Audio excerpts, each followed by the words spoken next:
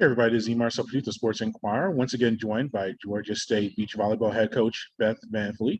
Beth, thank you for joining us. And the team's coming off of a nice run at that home tournament. Before we get to the festivities with the seniors, just overall, how did the team perform? Just getting 4 victories and being in front of your home crowd. First of all, thanks for having me. And yeah, it is such a special time to get to play at home. We, despite the weather, had so many friends and families and fans show up to support us. And there's just really something almost magical about getting to play in our home sand, because we train for so long every year and then we get 3 days to compete at home. So we really make the most of each of those days, and being able to go undefeated at home this year was really, really incredible. Yeah, we just spoke with Kelly Dorn, and that interview will be up on our site as well. She said those cold conditions, and she said that one of your favorite statements is it's a great day for beach volleyball. Yeah. Training in Atlanta, and I said this past week it's been hot, it's windy. Do you think that's an advantage, training in Atlanta, dealing with the elements and having to deal with the cold that you did this past weekend? Absolutely. Mother Nature gives us so many obstacles here. So we get some swirly wind in our facility. We get some cold days. We get to play in a little bit of rain sometimes. We get some hot days. And so really we're able to practice and train in the conditions that we've got to compete in all season long. So yeah, playing in Atlanta is a huge advantage. Yeah, and what about that grouping of Kelly and Elise, your first team, getting the victory? What about their performance and them being your top flight pairing in that grouping? Sure. Kelly and Elise have been really consistent and hardworking, and they have improved every single weekend that they've played. In fact, across our lineup, we are pretty even. So Kelly and Elise are playing great. Eden and Delmo are playing great. Kayla and Yaz are playing great. Angel and Bella, like across the board, Becky and Chloe, Tyler and Bailey have been playing well, and also Destiny and Ayla. So it's been a really fun season in the sense of every single practice is competitive, and it's been really neat to watch the athletes really take ownership of their own growth and their own improvement and show up every day to practice with an intention. And I think Kelly and Elise do a phenomenal job of being focused and intentional for each of their training sessions, which then transfers into the matches for them. Yeah, we spoke with Kelly and said this is the first time playing with a new partner in several years and she's played with someone else in the past. How is that, just having these players adjusting to new partners after developing that camaraderie and that relationship, and then having to switch over to somebody else? How do you help with that transition? Yeah, actually, I think we don't change partners this year, especially. We haven't changed partners all that often. And so it's given each of our pairs plenty of time to develop a system, to learn each other's tendencies, to figure out their communication styles.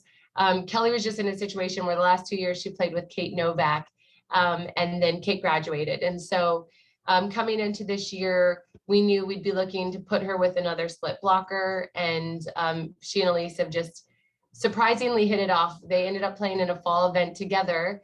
And I think all of us were surprised at how easy it was for the two of them to compete together. So it's been fun watching that develop and grow this year. Yeah, and Kelly announced that she'll be coming back for another year. Yeah. She's a senior, but two things. How was that the event? You honored your seniors or your graduates and everything like that. What was that like for you? And we'll start there as far as honoring them. Sure. So our senior celebration was wild. So about 20 minutes before it was supposed to start, I'm looking around and I realize it's raining.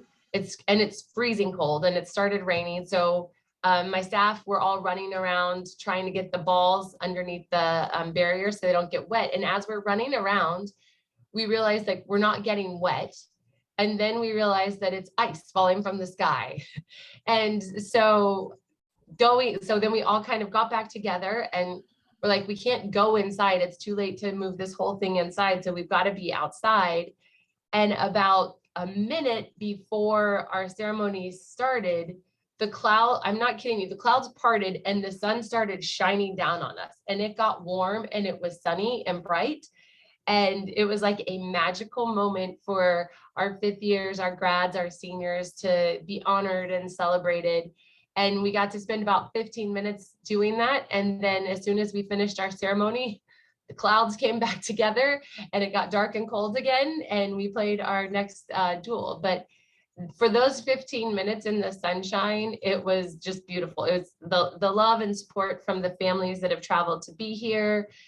So many friends showed up. So many of the other athletes showed up with amazing posters and really took some time to honor and celebrate all of the grads and seniors that we've got on the team this year, which is a lot. Yeah, I'm sure you have a big class, and how have you handled, say, Kelly, she's coming back. I'm sure you're getting some other announcements. How are you handling that as far as your roster management? Do you just want to wait till the season's over and then do the mathematics with the makeup of the team? Well, we knew going into the next couple of years, we've got all this COVID extension. And so we absolutely prioritize our seniors and the girls that are returning. And if they're able to come back and want to come back, then that's something that we want to have an open door for. And so a lot of the kids coming in, a lot of the current high school students know that it's a little bit of a different financial situation for a lot of us until the last minute if we know someone's coming back or not. And so I give a lot of credit to the high school kids and their families for being flexible and understanding and kind of trusting the process that it's all going to work out eventually. But yeah, it's really neat to be able to get some of these seniors another year to come back.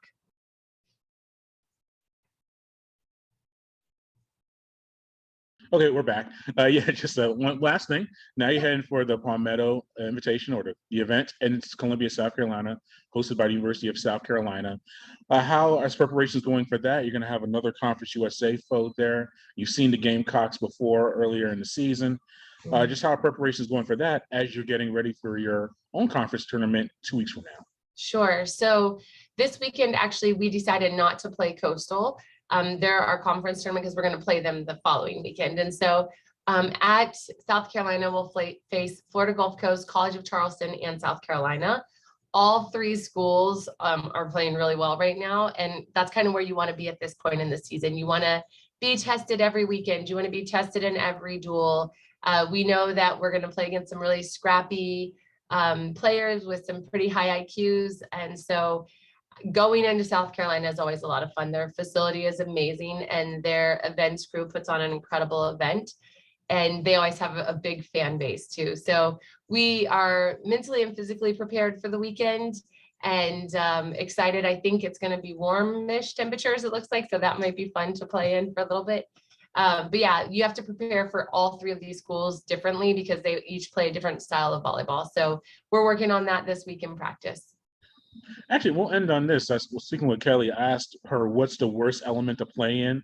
Like I said, cold, heat, rain, or wind. As a coach, or maybe as a player, you got a very decorated career as a player. What's the toughest element to deal with on the volleyball court? Beach volleyball court. Yeah, that is such a fun question. I think the hardest thing to deal with is the cold because for the athletes, because you get to the point where you can't actually feel your feet and you can't feel your hands. When it's really, really hot, your feet are burning, but you can still feel them and move them easily. The wind absolutely makes it challenging, but that's something as beach volleyball players that we're used to.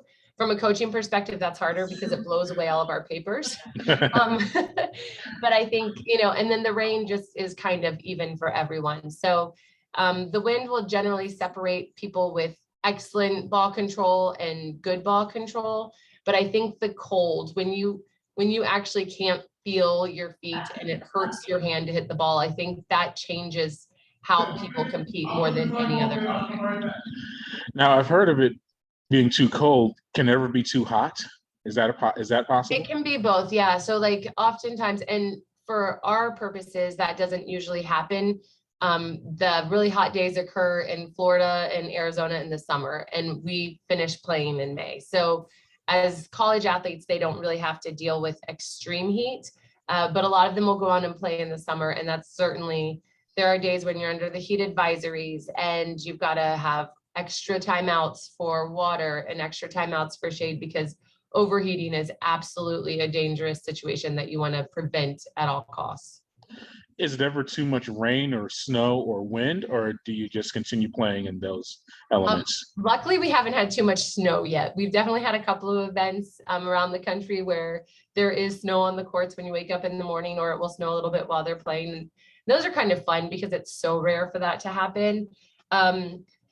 I haven't seen a tournament that has been stopped because of heavy rain. Like we played in some pretty serious monsoons, but the lightning absolutely. Or lightning, yeah. Yeah, the lightning, when that happens, that will shut it down if there's no rain. So the lightning is the one thing that can really stop beach volleyball players from getting to compete.